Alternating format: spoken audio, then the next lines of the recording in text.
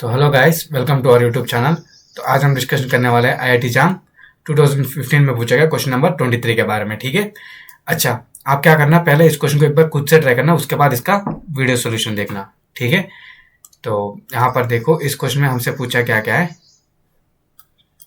यहाँ पर the sequence cos one by composition function दिया गया है। तो यहाँ पर एक क्या होगा, मोनोटोनिक होगा या कन्वर्जेंट होगा, कन्वर्जेंट नहीं होगा करके ऐसा पूछा गया है। ठीक है। तो पहले हम क्या कर लेते, कंसिडर कर लेते इसको। कंसिडर यहाँ पर x n that is equals to यहाँ पर कॉस 1/2 tan इनवर्स यहाँ पर -n/2 की पावर n। अच्छा, ठीक है। तो यहाँ पर क्या कर देते हैं, x n that is equals to cos 1/2 tan inverse -1 की पावर n की पावर n/2। ठीक है, मैंने अलग कर लिया। अच्छा, ठीक है, कोई बात नहीं। अब यहाँ पर देखो, ये कभी ना कभी तो बाहर तो आएगा ही आएगा। ठीक है, कि हम यहाँ से देखो, बट यहाँ पर कॉस एक इवन फंक्शन है, तो वो -1 जो है वो वैनिश हो जाएगा। ठीक है। अच्छा, तो क्योंकि आप यहाँ पर खुद ही देखो, यहाँ पर ग्राफ देखो, ऐसा बनता है ना कॉस का ग्राफ, है ना। जो यहाँ पर है, एक पॉइंट मान लेते हैं, यहाँ पर है -1 है, यहाँ पर है 1 है। तो यहाँ पर तो वैल्यू तो सेम रहेगा ना, कॉस ऑफ -1 यहाँ पर कॉस ऑफ 1, इन दोनों का वैल्यू तो सेम ही रहेगा ना। तो यहाँ पर हम मैं -1 की पावर n को हटा भी सकते हैं। ठीक है। अच्छा, होप आपको समझ में आया होगा, बट अगर ना आया हो तो आप क्या करना कि इसको if n is equal to even and odd terms को केसेस बना के वहां से भी कर सकते हो, आपको सेम ही मिलेगा। ठीक है। या आपको पता है ना कि tan इनवर्स, मैंने और एक मेथड से बताते, देखो एक्स एन, एक तो वो मेथड हो गया, एक तो वो एन इवन ऑड वाला हो गया, एक यहाँ पर x n that is equal to cos 1/2 -1 की पावर n, यहाँ पर tan इनवर्स n की पावर n/2। मैंने -1 की पावर n को मैंने बाहर ले लिया। ठीक है। तो अब यहाँ पर देखना, limit n tends to infinite, यहाँ पर x n that is equal to यहाँ पर limit n tends to infinite, यहाँ पर cos 1/2 -1 की पावर n, -1 की पावर n। ठीक है। tan इनवर्स n की पावर n/2। अच्छा, ठीक है। तो यहाँ पर हम क्या करेंगे, फिर से फॉर्म चेक करेंगे। Check form first.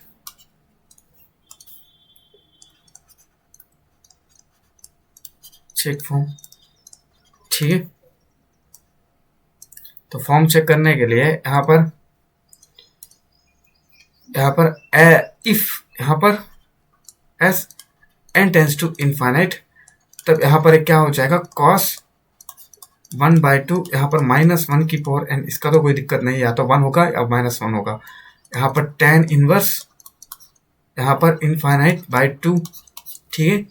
तो यहाँ पर cos -1 की power n/2 tan inverse infinite है। ठीक है। तो यहाँ पर cos कोई फॉर्म नहीं बन रहा है ना। ठीक है, कोई फॉर्म ही नहीं बन रहा है। तो अच्छा, थोड़ा और सॉल्व कर लेते हैं। यहाँ पर देखो, तो फॉर्म चेक करने के लिए cos यहाँ पर -1 या 1/2 यहाँ पर tan इनवर्स इनफाइनाइट। ठीक है। यहाँ पर cos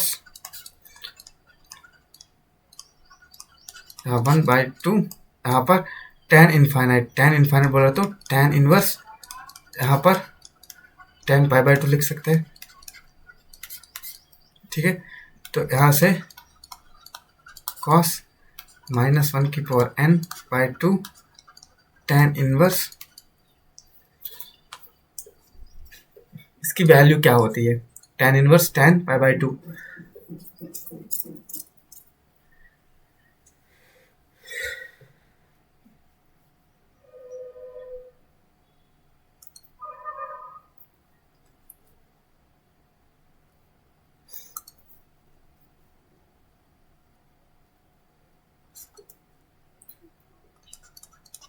पाई बाय 2, ठीक है। तो यहाँ से देखो दैट इम्प्लाइज यहाँ पर कॉस यहाँ पर -1 की power n by 4 into pi.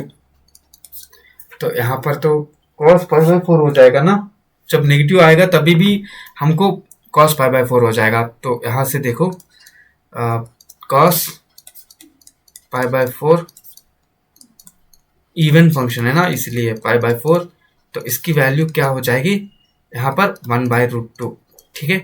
तो clearly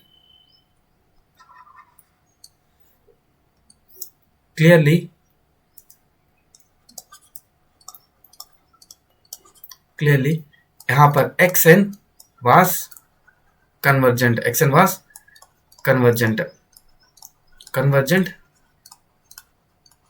and converges to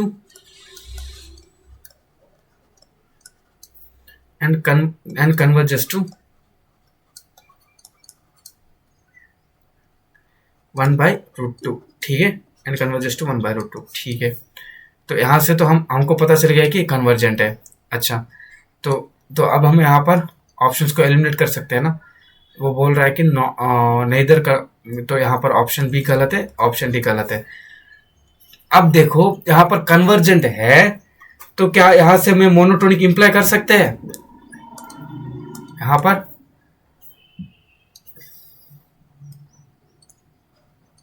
if एक स्टेटमेंट लिखते हैं मैं, ठीक है, एक स्टेटमेंट देखना।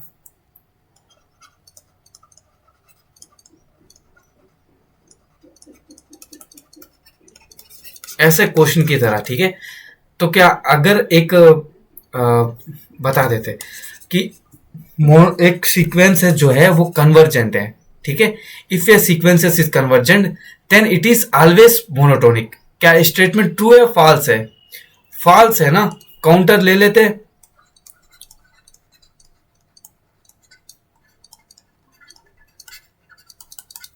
ठीक है, तो यहां पर ये तो मोनोटोनिक कहाँ है? मोनोटोनिक नहीं है, बट यहां पर ये कन्वर्जेंट हो रहा है, ठीक है ना, यहां पर कन्वर्जेंट हो रहा है, एन आएगा नीचे यहां पर, बट यहां पर एक कन्वर्जेंट हो रहा है। तो यहां पर हमको ये चेक करना ही पड़ेगा, ठीक है, कि एक्चुअली में ये मोनोटोनिक है या नहीं है करके। ठीक है, तो कर लेते हैं।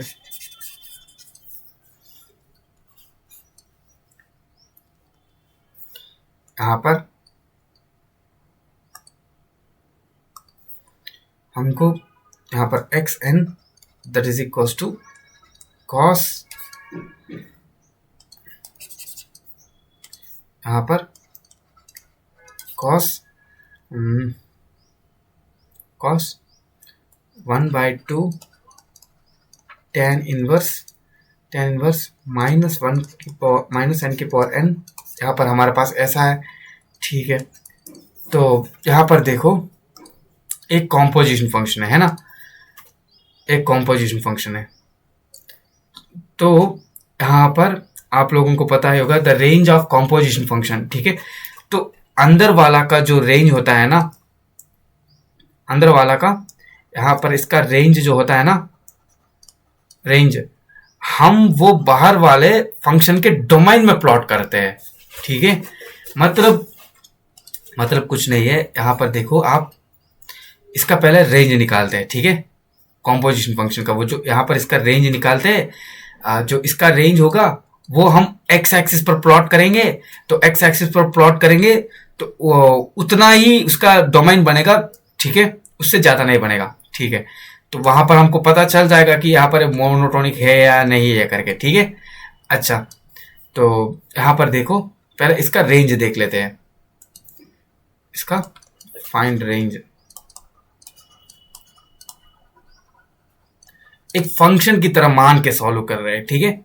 अच्छा, क्योंकि अगर मैं फंक्शन की तरह मान के सॉल्व करेंगे तो यहाँ पर ये तीनों अगर इसमें से कोई ऑप्शंस एलिमेंट होंगे तो एलिमेंट हो जाएंगे, तो उसके बाद हम यहाँ से जो एलिमेंट हो गया वो उसको निकाल देंगे, तो वो हमारा आंसर हो जाएगा। इसीलिए मैं एक फंक्शन की तरह मान के यहाँ पर रेंज निकाल रहे हैं, ठीक है। तो यहाँ पर देखो यहाँ पर हमको पता है फाइंड रेंज, तो यहाँ पर tan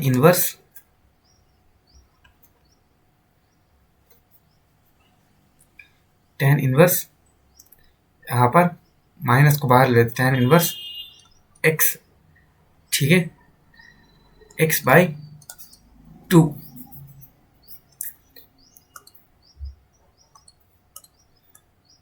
एक तो tan इनवर्स हमेशा इसमें बीच में बिलोंग करता है, ठीक है।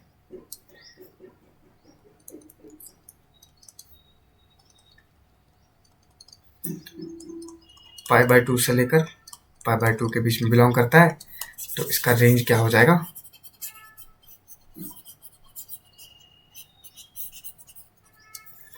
तो इसका रेंज क्या हो गया, बिलोंग्स टू यहाँ पर टच करता है यहाँ पर π/2 से लेकर माइनस π/2 से लेकर π/2 के बीच में रहता है, ठीक है। एंड यहाँ पर ऑफ एक एक्स्ट्रा लग गया है, तो tan इनवर्स यहाँ पर x/2 बिलोंग्स टू यहाँ पर -π/4 से लेकर π/4 तक, ठीक है। अच्छा, तो हम यहाँ पर सीक्वेंसेस में है एंड हमको यहाँ पर 0 से स्टार्ट करना पड़ेगा, ठीक है। मीन्स यहाँ पर नेचुरल नंबर्स है, तो यहाँ पर हमको पॉजिटिव से स्टार्ट करना पड़ेगा। तो इसका रेंज क्या हो जाएगा, इसका देखो रेंज क्या हो जाएगा, तो 1/2 tan इनवर्स यहाँ पर n/2 की पावर n बिलोंग्स टू यहाँ पर 0 से लेकर π/4 के बीच में आएगा ही आएगा, ठीक है। अच्छा, ठीक है, ठीक है। अच्छा, तो यहाँ पर अब हमको क्या करना है, ये पॉजिटिव रीजन हो गया। अब हमको क्या करना है, यहाँ पर ये जो है ना, अब एक्स एक्सिस को बनाओ, अब एक ग्राफ बनाते हैं। हमें अब इसका एक ग्राफ बना दिया ऐसा, ठीक।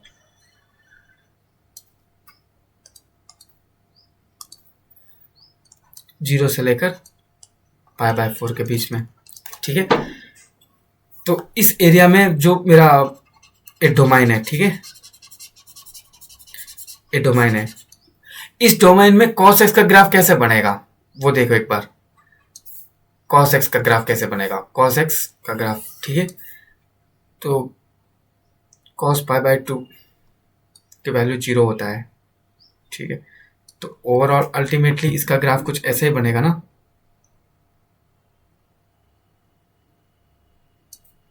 π/2 पर 1 बनता है, π/2 पर 0 बनता है।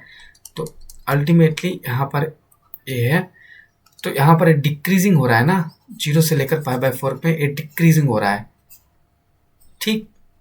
मीन्स इसका वैल्यू घट रहा है ऐसा। तो यहाँ पर एक घट रहा है, तो यहाँ से मैं हम बोल सकते हैं मोनोटोनिक भी है, ठीक है, मोनोटोनिक आल्सो। तो यहाँ पर ये मोनोटोनिक आल्सो करके मुझे पता चल गया।